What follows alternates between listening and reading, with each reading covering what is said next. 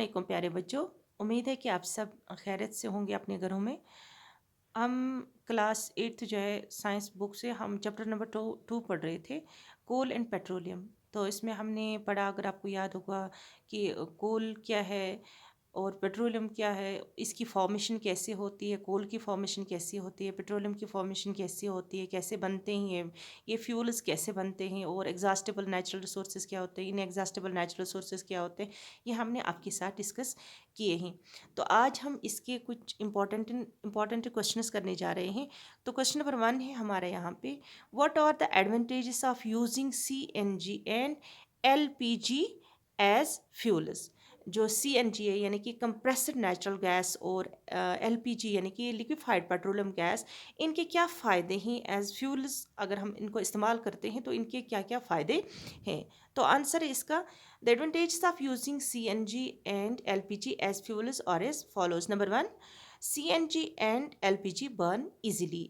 जो CNG और LPG है यानी कि compressed natural gas and liquefied petroleum gas, ये बर्न होते हैं, ये जलते हैं, आसानी से जलते हैं as compare to other fuels. अगर हम कहेंगे कि जो डीज़ल है या केरोसिन ऑयल है या लकड़ी का हम घर में इस्तेमाल करते हैं, उनके मुकाबले में ये फ्यूल्स आसानी से जलते हैं। जैसे कि हम CNG व्हीकल्स में इस्तेमाल होता है, और जो LPG है ये हम घरों में इस्तेमाल करते हैं, रसोई में हम इस्तेमाल करते हैं, खाना बनाने के लिए एज ए फ्यूल इसका इस्तेमाल करते हैं, लिक्विफाइड पेट्रोलियम गैस का। तो घरों में हम लकड़ी का इस्तेमाल भी करते हैं, केरोसिन ऑयल का इस्तेमाल करते हैं। उनके मुकाबले में जो LPG है ये इजीली बर्न होता है, ये आसानी से जलता है। Number 2 is CNG and LPG give a lot of heat energy when burned. जो CNG और LPG है, ये जब ये जलते हैं तो ये काफ़ी जल्दी इनसे होता है। जैसे LPG का अगर हम कहेंगे घर में, तो अगर हम इसके मुकाबले में और कोई फ्यूल रखेंगे, केरोसिन ऑयल या लकड़ी रखेंगे, तो उसके मुकाबले में इससे कम टाइम में ये हमें तैयार होता है इस पे। तो क्योंकि इसमें ज़्यादा हीट एनर्जी होती है as compare to other fuel. इसी तरह से CNG भी, इसमें भी काफ़ी ये ज़्यादा ये पावरफुल होता है as compare to other fuels. Number 3, CNG and LPG can be transported easily through pipelines. जो CNG ये इजीली ट्रांसपोर्ट होता है from one place to another place, क्योंकि ये हम पाइपलाइनस के ज़रिए भी, अगर हम LPG का कहेंगे कि घरों में पाइपलाइनस के ज़रिए भी आ सकता है, लेकिन यहाँ पे ऐसा नहीं है। जो डेवलप्ड कंट्रीज़ है या मेट्रोपॉलिटन सिटीज़ है डेवलपिंग कंट्रीज़ में भी, तो उनमें काफ़ी हद तक की सहूलियत मैसर है कि पाइपलाइनस के ज़रिए से ये LPG उनके घरों तक पहुंचता है। तो इसलिए इस तरह से ये इजीली ट्रांसपोर्ट होता है एक जगह से दूसरी जगह तक। इसी तरह से number 4 is CNG and LPG are clean fuels and they don't release smoke when burned. CNG और LPG है ना, ये क्लीन फ्यूल्स माने जाते, साफ फ्यूल्स माने जाते हैं, क्योंकि इन जब ये जलते हैं तो स्मोक जो होता है, धुआं जो होता है, इनसे नहीं ज़्यादा उठता है या ना के बराबर होता है। जो CNG है व्हीकल्स में इस्तेमाल होता है, ये क्लीन फ्यूल माना जाता है, इससे इन्वायरमेंट भी हमारा साफ़ रहता है।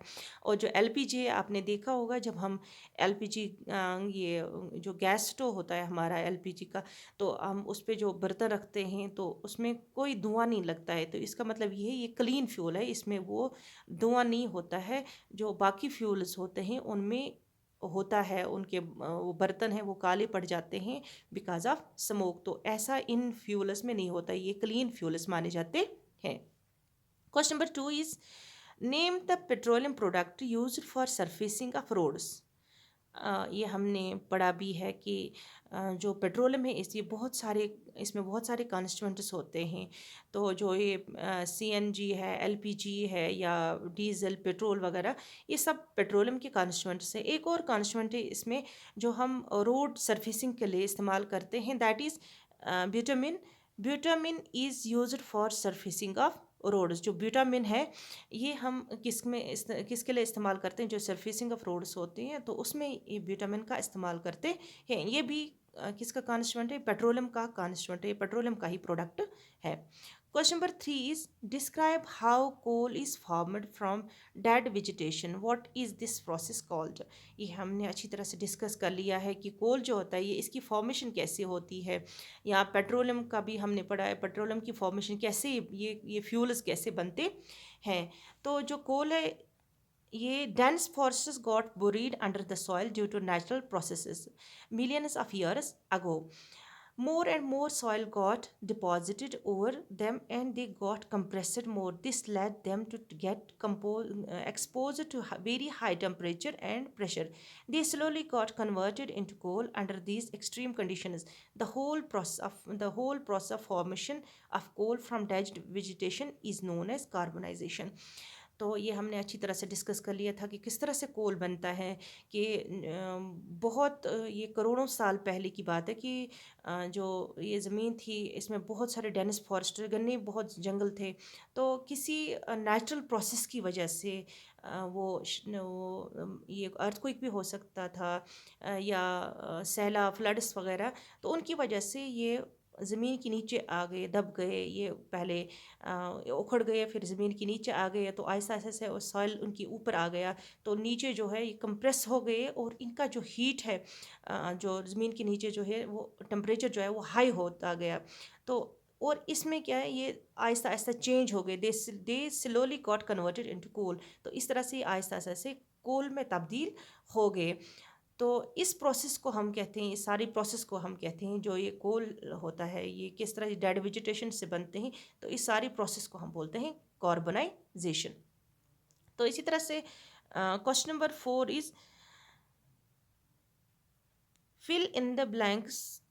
ए पार्ट है इसका, fossil fuels are dash dash and dash. Fossil fuels, आपको याद होगा कि फॉसिल फ्यूल्स जो होते हैं, ये जो कोल है जिसके बारे में हम पढ़ रहे थे, पेट्रोलियम है ये जिसके बारे में हमने पढ़ा, ये सब फॉसिल फ्यूल्स हैं। और फॉसिल फ्यूल्स आपको पता है कि they are made from decomposing plants and animals and they are found in the earth's crust. और इनमें जो होता है, इनमें carbon and hydrogen, they contain carbon and hydrogen. तो ये फॉसिल फ्यूल्स होते हैं। जो अब हम यहाँ पे जो हमारा क्वेश्चन है कि फॉसिल फ्यूल्स कौन कौन से हैं, तो कोल भी है फॉसिल फ्यूल, कोल है फॉसिल फ्यूल, और जी पेट्रोलियम भी है fossil fuel, and natural gas. ये तीनों जो है ये फॉसिल फ्यूल्स हैं। बी पार्ट है इसका, process of separation of different constituents from petroleum is called. आपको पता होगा, ये हमने पढ़ा है लास्ट टाइम, कि जो पेट्रोलियम है इसमें बहुत सारे कॉन्स्टिट्यूएंट्स होते हैं। तो इनको जब हम अलग करते हैं, क्योंकि हर चीज़ का फिर इनके जो कॉन्स्टिट्यूएंट्स हैं, इनके जो पेट्रोलियम के प्रोडक्ट्स हैं, इनका अलग अलग हम इस्तेमाल करते हैं, अलग अलग जगहों पे इस्तेमाल करते हैं। तो इनको जो जो अलग करने का तरीका है, जो अलग करने का जो ये जो प्रोसेस है, इसको हम क्या कहते हैं, उसको हम बोलते हैं पेट्रोलियम रिफाइनिंग। यानी कि process of separation of different constituents from petroleum is called refining. तो इसको हम बोलते हैं रिफाइनिंग बोलते हैं। सी पार्ट है इसका, least polluting fuel for vehicle is dash. अभी हमने ऊपर वाले एक क्वेश्चन हमने पढ़ा कि जो बहुत जिसमें ये होता है कम ये होता है, धुआं होता है और बिल्कुल क्लीन फ्यूल माना जाता है, जो हम व्हीकल्स में इस्तेमाल करते हैं, वो है CNG, यानी कि कंप्रेस्ड नेचुरल गैस।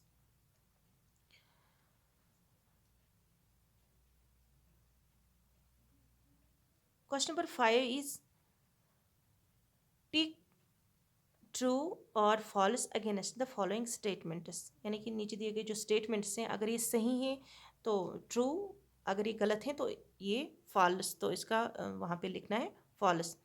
तो ए पार्ट है इसका, fossil fuels can be made in the laboratory. अभी हमने पढ़ा कि फॉसिल फ्यूल्स क्या होते हैं, या हमने पढ़ा कि फॉसिल फ्यूल्स कैसे बनते हैं, जैसे कोल है, पेट्रोलियम है, ये इनका इनका जो प्रोसेस होता है ये नेचुरल प्रोसेस है।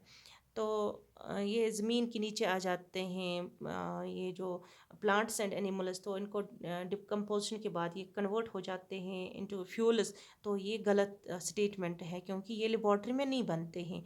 ये फॉसिल फ्यूल्स जो है ये नेचुरल प्रोसेस है, they are not made in the laboratory, so this statement is false.